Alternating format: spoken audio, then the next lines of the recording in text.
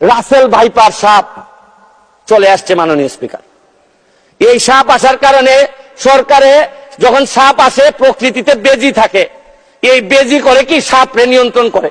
কিন্তু এই সরকারে দেখা যাচ্ছে বিভিন্ন জায়গায় রাসেল ভাইপার আছে, কিন্তু বেজি ওই পরিমাণ নাই যে এই সাপরে ধরবে। মাননীয় স্পিকার, একজন ভদ্রলোককে দুদক ধরতে পারে নাই, একজন ভদ্রলোককে এনবিআর ধরতে পারে নাই, বাংলাদেশ ফাইন্যান্সিয়াল ইন্টেলিজেন্স ইউনিট ধরতে পারে নাই।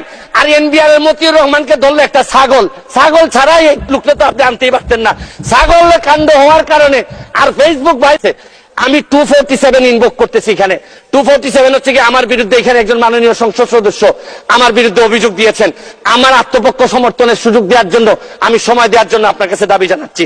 মাননীয় সাবেক আইজিপি উনি এত বড় হয়ে গেলেন, মন্ত্রণালয় জানলো না, মাননীয় স্বরাষ্ট্রমন্ত্রী জানলেন না। এই বাচ্চাটা এত বড় হয়ে গেল, আর কিছুদিন সুযোগ পাইলে পুরা গোপালগঞ্জ কিনে ফেলতেন এই বেনজির সাহেব। তারপরে এইটার দায় এই মন্ত্রণালয়ে রাইতে পারে না মাননীয় স্পিকার। এখন আপনারা কালো টাকা সাদা করবেন, আমার কোনো অসুবিধা নাই। যদি মনে করেন টাকা রয়ে গেছে, কিছু টাকা জমানো বা বিভিন্ন অলস টাকা রয়ে গেছে, এটারে সাদা করবেন, কোনো অসুবিধা নাই। কিন্তু এই সাদা করার মধ্য দিয়া বেনজির আর মতিউরের টাকাও যদি সাদা হয়ে যায়, আর এদের ভবিষ্যৎ প্রজন্ম উত্তরাধিকার, আদর্শের উত্তরাধিকার যারা, তাদের টাকাও যদি সাদা হয়, তাহলে এই স্পিকার। এরপরে আমি বলতে চাই মাননীয়, আমি সিলেটের মানুষ, আমার সিলেটে আমি যখন বক্তব্য রাখতেছি লক্ষ লক্ষ মানুষ পানিবন্দী। আমি আপনার মাধ্যমে মাননীয় প্রধানমন্ত্রীর কাছে দাবি রাখতে চাই, একটা হাইড্রোলজিক্যাল একটা রিসার্চ করেন। আমাদের এই পানি আগে কখনো বন্যা হইতো না, এইরকম 22-এর বন্যা, 24-এ বন্যা, আমরা একেবারে ডেবে গেছি পানির নিচে। মাননীয় স্পিকার, এইটা জানা দরকার যে আমাদের এই ভারত থেকে আসা পানি কোথায় কোথায় বাধা পড়ে, এইটা দেখতে হবে। মাননীয় স্পিকার, অনেকে সন্দেহ করে মিঠামইনের রাস্তাও আমাদের এই দুর্ভোগের কারণ।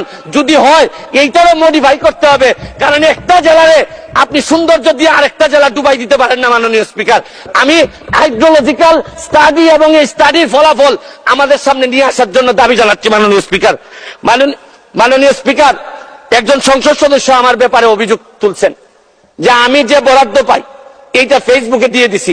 25 লক্ষ টাকার 25 কোটি টাকার কথা বলা হয়েছে। আমি বলতে চাই যে আমি যত বরাদ্দ এই পর্যন্ত পাইছি, আমি হচ্ছে কি এমপি হিসাবে ট্রাস্টি। এই টাকা জনগণের জানার অধিকার আছে। আমি ফেসবুকে দিয়েছি, হয়তো প্রকল্পের জায়গায় টাকা বলছি, কিন্তু টাকার মধ্যে কোনো ব্যবধান ছিল না। কারণ নতুন জেনারেশন আপনি যা বরাদ্দ পাবেন তা জানতে চায়, এবং আমি বিশ্বাস করি বঙ্গবন্ধুর আদর্শের সৈনিক হিসাবে আমি এই ট্রান্সপারেন্সি আমার মধ্যে এটা থাকতে হবে। এবং আমি এই কথা বলি, আমি আমার এলাকার এমপি হয়েছি। মাননীয় স্পিকার, আমি মাননীয় প্রধানমন্ত্রীকে চিনি। আমার একটা বিশ্বাস, সব দুর্যোগের মধ্যেও উনি আমাদেরকে পার করাবেন।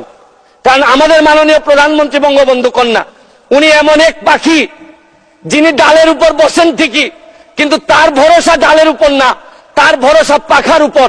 কারণ বিশ্ব ব্যাংকও ভাবছিল যে ডাল ভেঙে উনি পড়ে যাবেন, পদ্মা সেতু বানাইতে পারবেন না, কিন্তু ঠিকই ডাল ভাঙার কারণে পড়েন নাই, নিজের পাখা দিয়ে ঠিকই বিশ্ব ব্যাংকে